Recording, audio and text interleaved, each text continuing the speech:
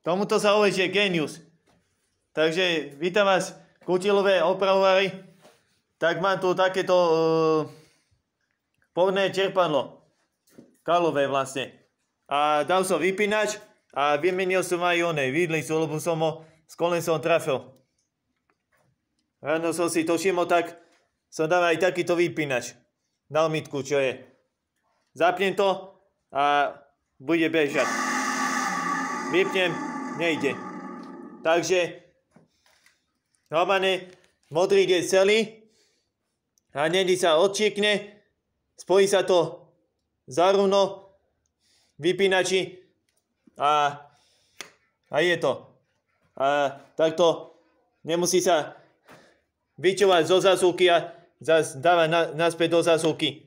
Takto to je dobre riešené. Takže paráda.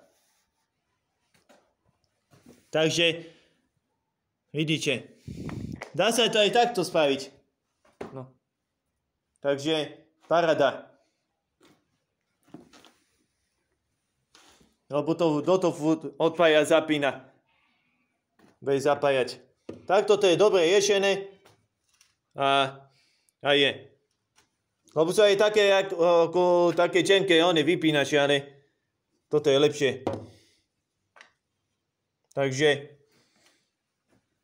a má novinku je pre vyzínačov opínavone 4 zub a 8 zub. Takže idem na to. A ešte dvojramné popruhy. Takže to som zvedavý, jak to bude vyzínač delať. Ale toto som vymyslel fakt dobre. Ja si myslím, že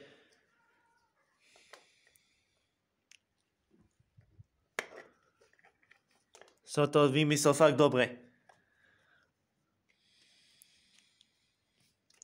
Sice nie som vyučený elektrikár, ale tak asi som sa od deda naučil, lebo ten bol elektrikár. Takže na test, na tie dve kutery máme tam dole, pri potoku. Tam budete to vidieť. Takže taký tam poraz je. Tak skúsime. Tak ideme na to. Za chvíľu som tam.